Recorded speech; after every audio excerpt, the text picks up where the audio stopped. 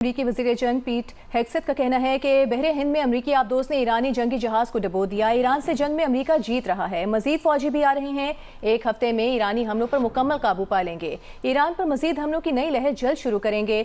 अमरीका दुरुस्त निशाना लगाने वाले कशिश शकल वाले बमों का लामहदूद जखीरा इस्तेमाल करेगा। इस वक्त अमरीकी वज़ीर जंग और अमरीकी जनरल डैन केन मुश्तरका तौर पर गुफ्तगू कर।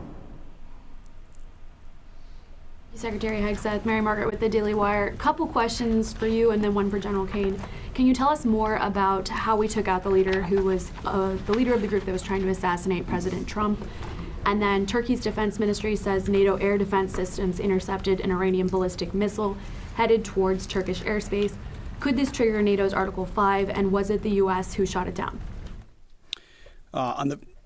On the first question, we've known for a long time that Iran had intentions on trying to kill President Trump and or other U.S.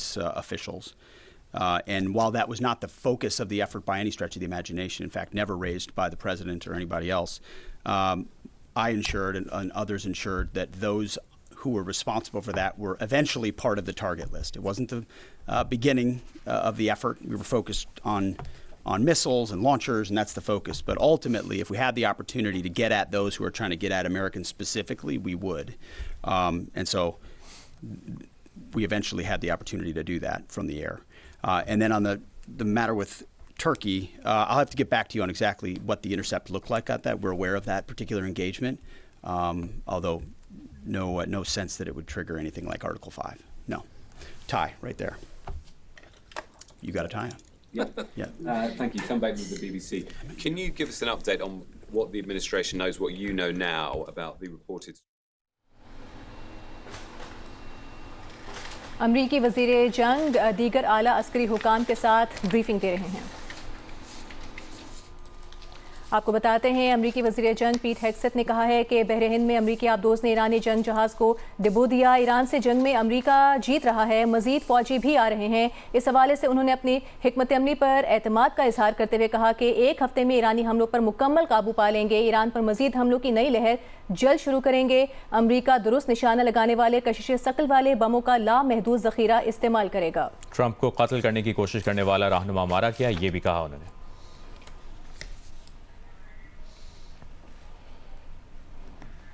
And consulted.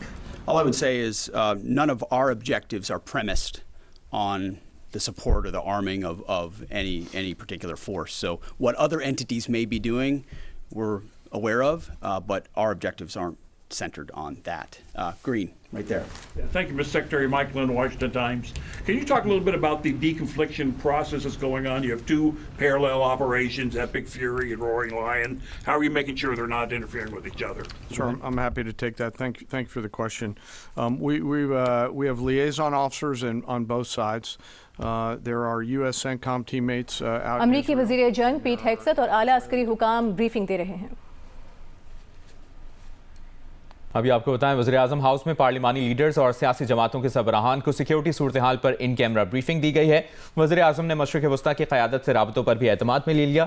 ज़राए के मुताबिक इजलास में मौलाना फजल रहमान, बिलावल भुट्टो ज़रदारी समेत पार्लिमानी क़यादत ने इज़हार ख्याल किया। मौलाना फजल रहमान ने ईरान, अफगानिस्तान और मशरिक़ वस्ता के मामलात पर राय दी और PTI और अपोजिशन जमातों को भी ब्रीफिंग में शामिल करने का कहा है। हुकूमत ने मौलाना फजल रहमान को बताया कि अपोजिशन लीडर और PTI क़यादत को भी मदऊ किया गया था। बिलावल भुट्टो ज़रदारी ने पाकिस्तान की खारिजा पॉलिसी को मुतवाज़न अंदाज में चलाने पर जोर दिया।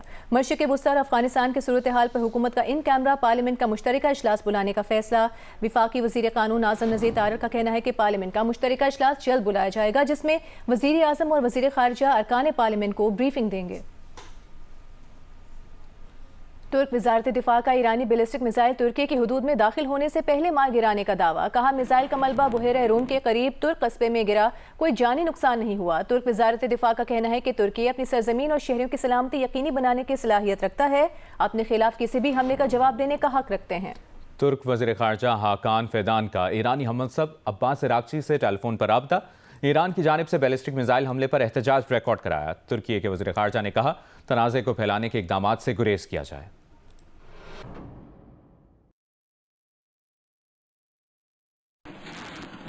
मुत्तहिदा अरब अमीरात की वजारत दिफा ने आज 3 बैलिस्टिक मिसाइलों को कामयाबी से फ़ज़ा में तबाह कर दिया।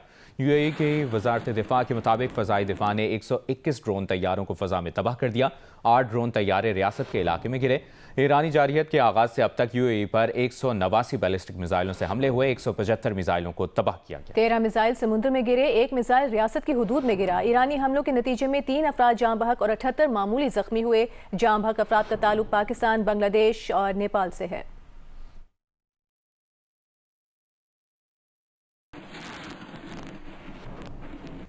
अभी आपको ये बताएंगे कि आलमी जौहरी तवानाई एजेंसी का ये कहना है कि अमरीकी और इसराइली हमलों में ईरान किसी जौहरी तनसीब को कोई नुकसान नहीं पहुंचा है। सैटेलाइट तस्वीर में किसी ईरानी जौहरी तनसीब में कोई नुकसान नहीं देखा गया। इस्फहान की जौहरी तनसीब के हवाले से कहा गया है कि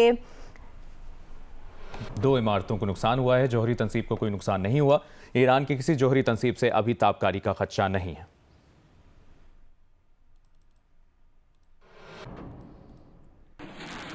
ईरान के साथ जंग के पहले 4 रोज में अमरीकी फौज का $2 अरब का नुकसान हुआ है।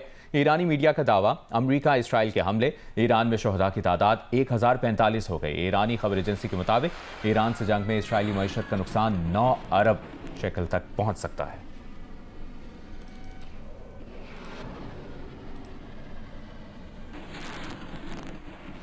वज़ीर-ए-आज़म के मुशीर सियासी उमूर राना सनाउल्लाह का कहना है कि आज वज़ीर-ए-आज़म हाउस में होने वाले इजलास में अस्करी क़यादत ने ब्रीफ किया कि ईरान से पहले और अब भी राब्ते कर रहे हैं। कोशिश है कि गलत फहमी दूर हो।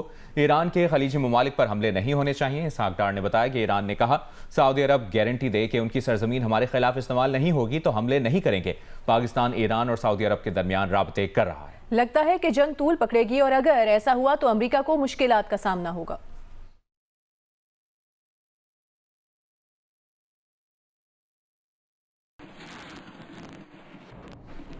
विफाकी वज़ीर तारिक फजल चौधरी ने कहा है कि अफगानिस्तान से दहशत गर्दों की पनाहगाहें ख़त्म करना हमारा टारगेट है। जब तक अफगानिस्तान यकीनी नहीं बनाता कि दहशत गर्दी नहीं होगी तब तक कार्रवाइयाँ जारी रहेंगी। हम ईरान जंग का हिस्सा नहीं बनेंगे। हम कशीदगी कम करने की बात कर रहे हैं। अफसोस है कि ऑपोजिशन ने इजलास का बॉयकॉट किया। ऑपोजिशन को पाकिस्तान का मफाद मद्देनजर रखना चाहिए था। जो भी पॉलिसी वज़ा होगी उसमें ऑपोजिशन की राय दरकार है।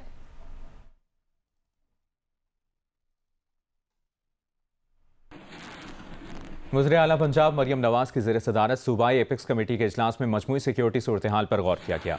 ऑपरेशन गज़ब लिल हक की कामयाबी पर इजहार तशक्कुर, पाक फौज को खिराज तहसीन पेश किया गया। मरियम नवाज ने कहा कि पंजाब में एंटी ड्रोन यूनिट मुतहरिक कर रहे हैं। डिस्ट्रिक्ट में भी एंटी ड्रोन सेल होना चाहिए। कच्चे के लिए safe city, education reforms, health समेत 10 अरब के डेवलपमेंट प्रोजेक्ट ला रहे हैं। कच्चे में 1500 एहलकार तैनात होंगे। बुलेट प्रूफ गाड़ियां भी दे रहे हैं। कच्चे में भी अपना खेत अपना रोजगार के तहत बेजमीन किसानों को ज़राई आराजी देंगे। समाज दुश्मन अनासर की डिजिटल मॉनिटरिंग जरूरी है, खुला नहीं छोड़ सकते। चीनी बाशिंदों की सिक्योरिटी पर तवज्जो है। अब सिर्फ पुलिस की सिक्योरिटी में ही नकलो हरकत करेंगे।